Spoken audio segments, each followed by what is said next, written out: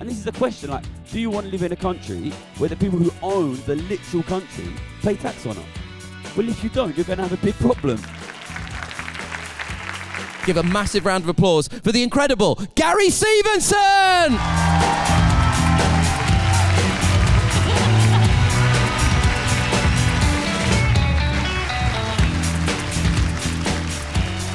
A rock star's welcome. Thank you. For the Mick Jagger of macroeconomics. I do my best. They call him Mac Jagger. No? I actually thought... That was quite good. I thought that was better than these people gave it. Thank you. I mean, Gary needs no introductions these days. But in case you've been living under a rock, he's a former trader that made bank, I think that's fair to say, made a lot of money in the wake of the financial crisis, quit, then became one of the UK's leading voices for fighting inequality. Your book, The Trading Game, was a smash hit bestseller. Your readers in the audience. Yeah. And your YouTube channel, Gary's Economics. We say wealth tax, but you say Gary's Economics. It's great to see you again. It's an extremely well-watched channel. I also saw you with Jimmy the Giant at Glastonbury. Have you had Jimmy on the channel? Yeah, we have. Oh, nice. And I had that weird feeling where, you know, sometimes you find out that your mates have got other mates. Yeah. That's how I felt. I was like, what? What do you mean they're together? What are they talking about? Taxes. Yes. You were talking tax at Glastonbury, right? I was trying to, yeah. Jimmy was quite drunk, but... How was the rest of your weekend? I forgot my ticket to Glastonbury. I forgot my ticket and my tent blew away. What? I'm from London. Yeah. That's a bad tent, Gary. So what happened? Did you turn up and you go, I don't have a ticket, but come on? Yeah, face ticket.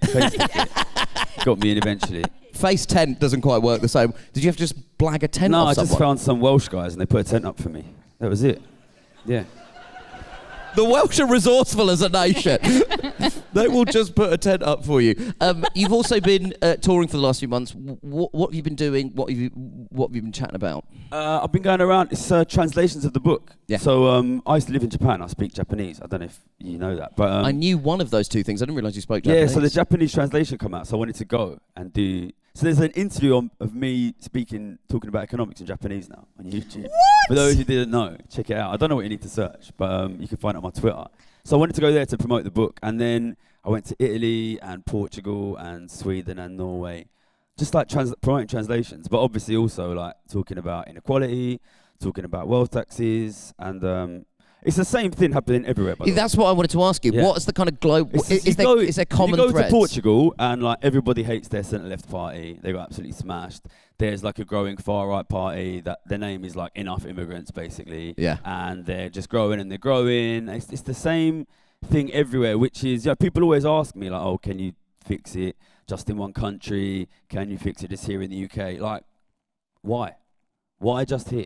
It's the same problems everywhere. The same problems everywhere. Can't afford a house, can't get a decent job, can't afford grocery prices are going up. Like, this is an international problem. And you go around and I'm getting recognised on the street by Portuguese people. Like, this is an international problem, Wow. which we can and we should fix internationally. But one of the countries you mentioned there was Norway, no? Norway is like a really interesting, like, kind of... What they've done is they protected their wealth. I always talk about inequality increasing, right? And I think sometimes when I say that, people think that's like kind of like some abstract, like left-wing, like tree-hugging stuff, right? That wealth is not coming out of nowhere. Like what we've seen in the last 10, 15 years, this massive increase in wealth of the super rich, at the same time as governments going bankrupt, ordinary people can't afford houses. That is the same thing. Yeah. That is the same thing. Them accumulating wealth and you losing wealth is the same thing. And I think Norway is a really interesting example of a country which protected its wealth. It had this oil, it sold the oil, it kept the money, and it made the sovereign wealth fund, and now they can afford decent stuff. And Norway's not a perfect country, inequality is increasing there as well, but that's an example of what we could have done here and what we still could do here. Protect our wealth, protect your government wealth, protect middle class wealth, and you'll have better living conditions. How do you do that from a sort of legislative perspective? It is the problem that we're dealing with now, these companies that essentially exist as nation states in their own right. And so no individual nation is actually able, like if you look at a company like Amazon, no individual country is able to actually tax them. So is then the argument that actually we should be proposing globalized policy-based solutions. And nations should be uniting around ideas and legislating as blocks. Yeah, I think 100% we should be looking to work together. And there are great economists. There's a French economist, Gabriel Zucman, who works with another guy, Thomas Piketty, who is like quite well known, that are working on these things, getting countries to work together. But at the end of the day, Amazon doesn't pay tax in the UK because apparently, technically, Amazon has no profits in the UK. The profits are all in Ireland. Yeah. Where are the customers? Where are Amazon's customers? They're in the US, they're in Europe. That's where the majority of the customers are.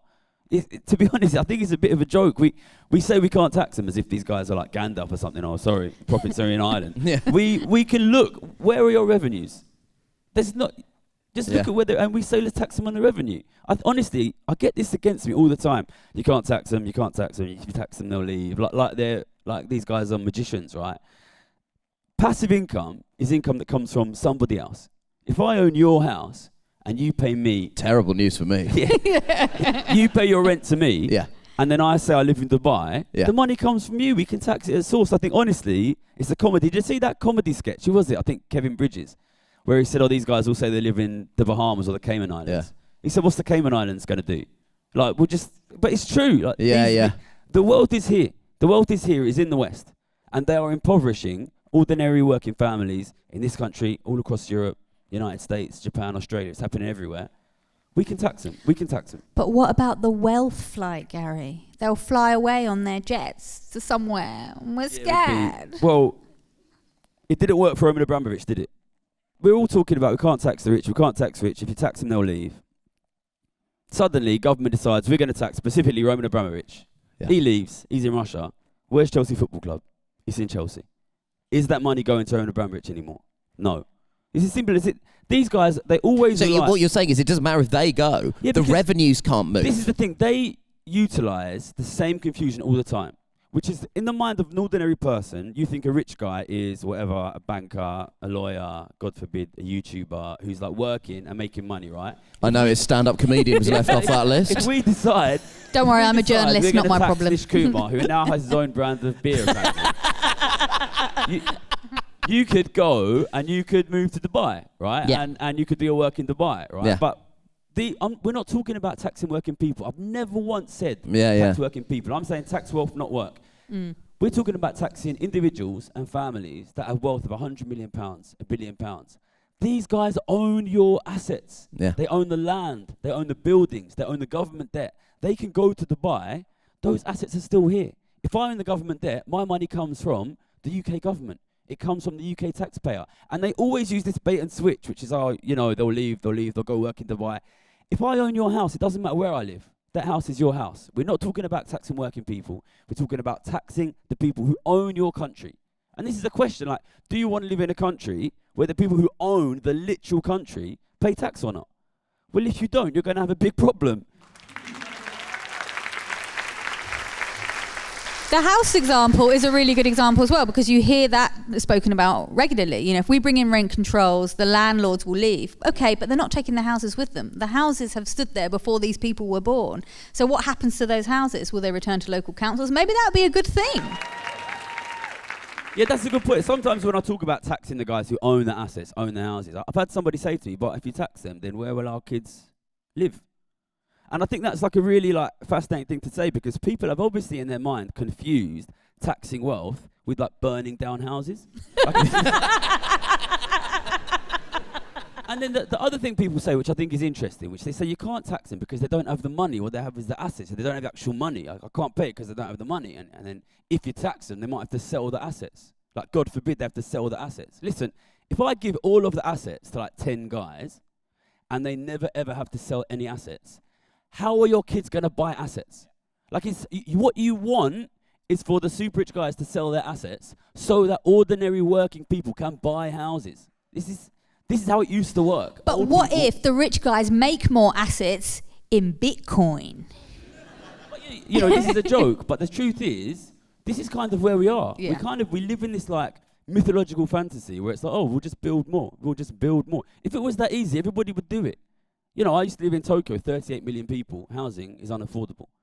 It's a global crisis of affordability. If it was as simple as building more, why is nobody doing it? And the resources you need to build more houses are also owned by the rich, by the way. You cannot just ignore distribution of power and distribution of wealth.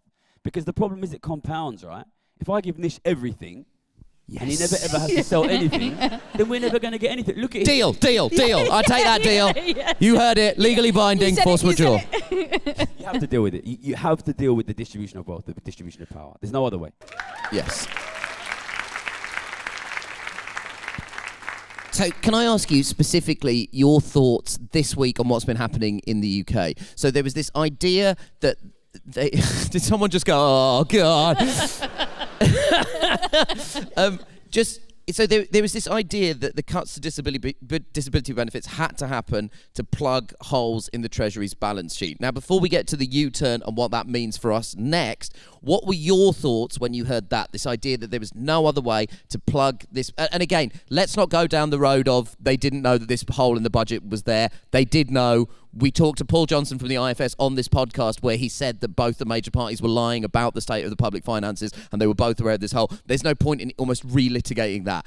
Talk to me specifically about what you felt when you heard that the cuts to disability benefits needed to happen in order to plug the hole in the country's finances. All right, so I did a video before the election where I said, I did it a few months before the election, saying Labour are going to win the election. It's going to be a landslide. They're going to win enormously. They won't do anything about inequality. Inequality will continue to rise. Living standards will continue to fall. They'll be forced into austerity.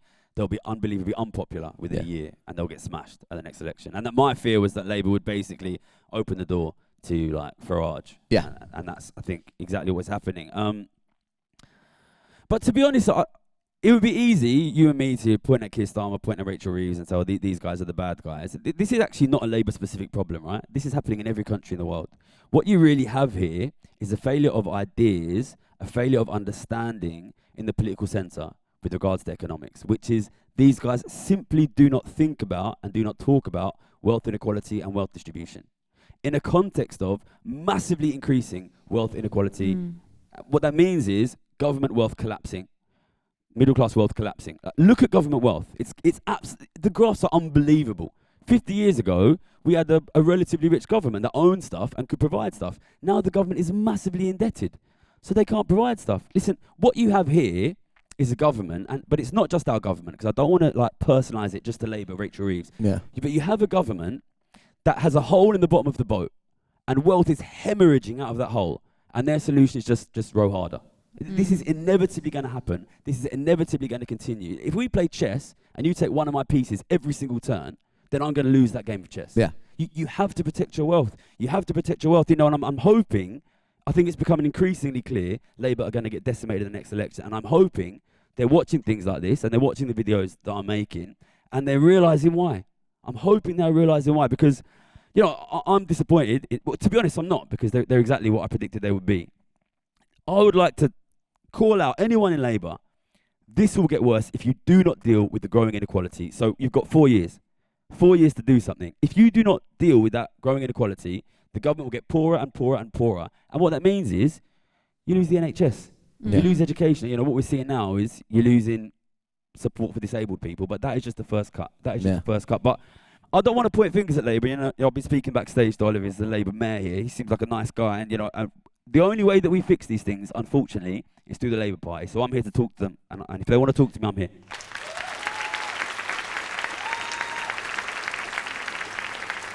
So they've U-turned on a lot of these disability cuts and the PIP reform specifically under huge pressure.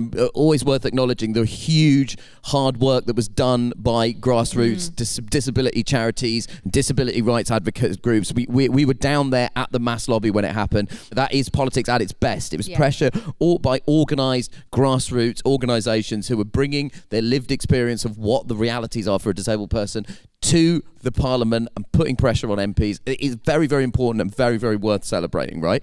But then Pat McFadden said that after the welfare backflip, they would now that they wouldn't be able to lift the 2-child benefit cap, which felt gross. It felt fucking gross to hear, a Labour minister saying that kind of stuff. But forgetting the 4-year time frame, between now and the autumn, there is going to be a budget in the autumn. Take all the political realities out of it and let's look purely at the economics.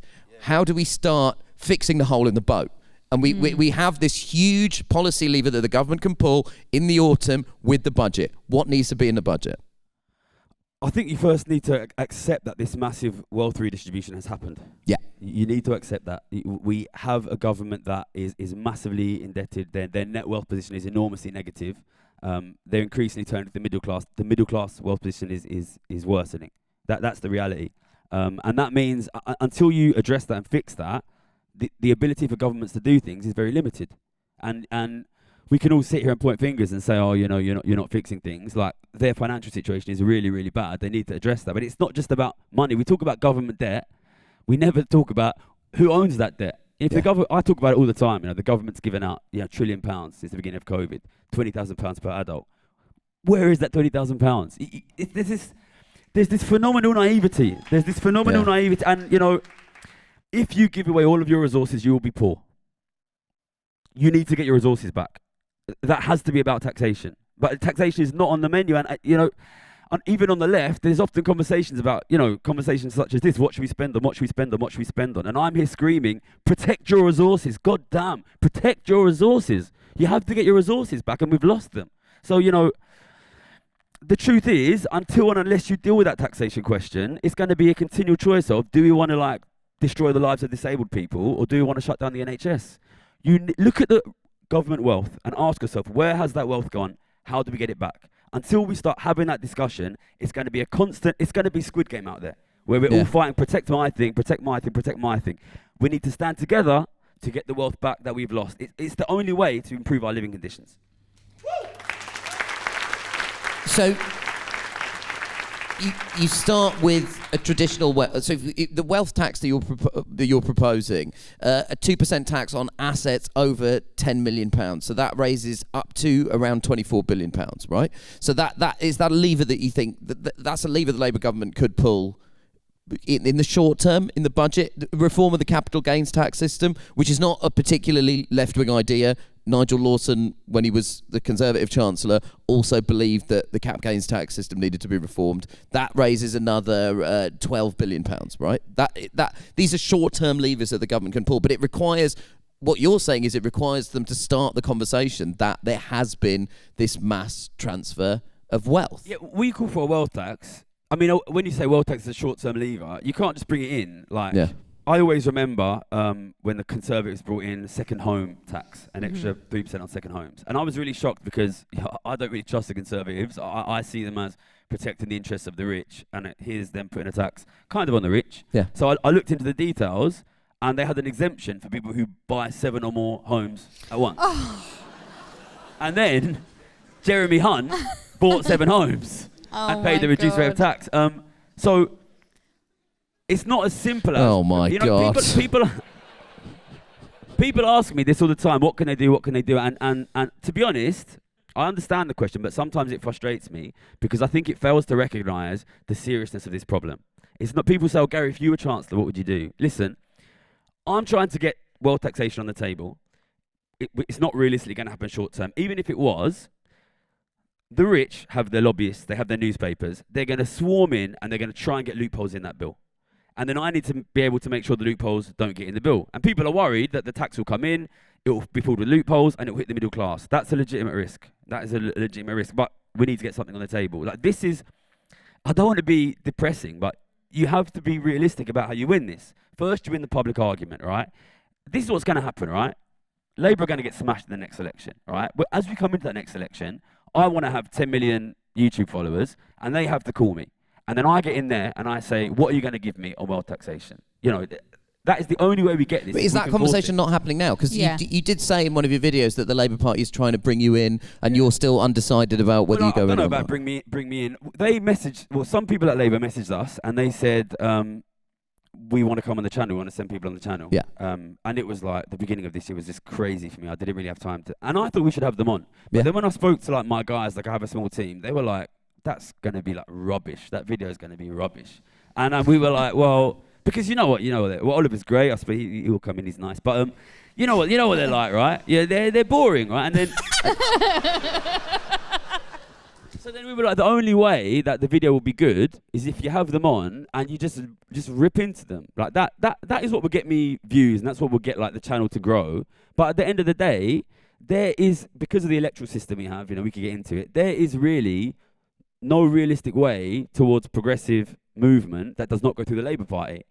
So I told my agent today, go back to them and say, look, if you're not willing to talk to me off camera, I'm not willing to talk to you on camera, and we're going to try to get some meetings. But the truth is, we have to go through the Labour Party. I don't that's our political system. It's very, very, very difficult to build up new parties, to build up small parties. So we haven't had them on, and for me, I'm using that as a bargaining chip. I want them to give me access. I want them to talk to me about policy, and if they're willing to do that, then maybe I'll be willing to have them on. I just want to ask you, you talked about the first step is winning the public argument. You've been to multiple countries, you've observed that we have the same problem. Is that not near? Have we not already won the public argument? We are winning it. But so there's this quote that I mention sometimes, which is from an American economist, Milton Friedman, who I'm not a massive fan of, but I think the quote is wise. Was an odd woo in this room. That's someone who's just a fan of the name Milton. Yeah. You've got Milton here somewhere. It says, at times of crisis, the solutions will be chosen from the ideas lying around at the time. Right. All right. And I think it's obvious, increasingly obvious to everyone, not just in this country, across the world, that there's a massive loss of faith in the establishment political parties, establishment politics, establishment ways of dealing with economics. But I think it's also obvious to everyone what is the loudest idea lying around at the moment. And not just in this country, everywhere, there's this massive increase in the idea that your economic problems are caused by immigrants, are caused by foreigners. And that's the way that it will go. I'm very proud of what we have done in raising the profile of the problem is inequality, the problem is the very rich, the solution is tax. We have now, politicians cannot go on the news without being asked, why are you not doing a wealth tax? Yeah. And I'm proud of that, and I think everybody who supports our channel should be very proud of themselves for what they've done. Yeah. But we are not the loudest voice in the room in terms of alternatives. We're not. We're simply not. Like we're a long way behind Farage and the equivalents to Farage in every country, which exist everywhere. But they will win elections. They won the last US election, and they will fail on the economy. They will fail on the economy. Well, he's already failing on the economy. The living standards, I'm not going to say the name of that fucking law because it's the most absurd thing I've ever heard in my life. But it's adding huge quantities to US national debt. It's again further supervising this transfer of wealth to the richest people that he oversaw in his first term. Like he will fail on the economy. Yeah, but he will fail. So I think we're winning the public on wealth taxation, but the problem is this new right, alt right, far right, whatever you want to call them. They're way ahead of us. But, look at the speed of growth of my channel. What I really want, the reason I had Jimmy on my channel, I want people to be watching my channel and being like, wow, this channel is so popular. Let's copy this guy. And the reason I was in Italy and the reason I was in Portugal and in Sweden is because I want to see copycats. I want to see copycats everywhere. I'm trying to show people there is a way to communicate progressive ideas to the public that they will support. Yeah. There is a way we can compete with that far-right rhetoric. We can provide an alternative. We can provide an idea. We can provide a story that's positive and works. And I'm trying to build that. But the truth is, we're not there yet. We need more people. And, thanks to you guys for the work that you do as well. I would love you guys to speak about inequality, about taxation more. I know you already do. The way that we are there, we are growing. We're growing really quickly, but we are behind the far right. And there's a lot of work to do. And I'll be doing it. And I know you guys will too.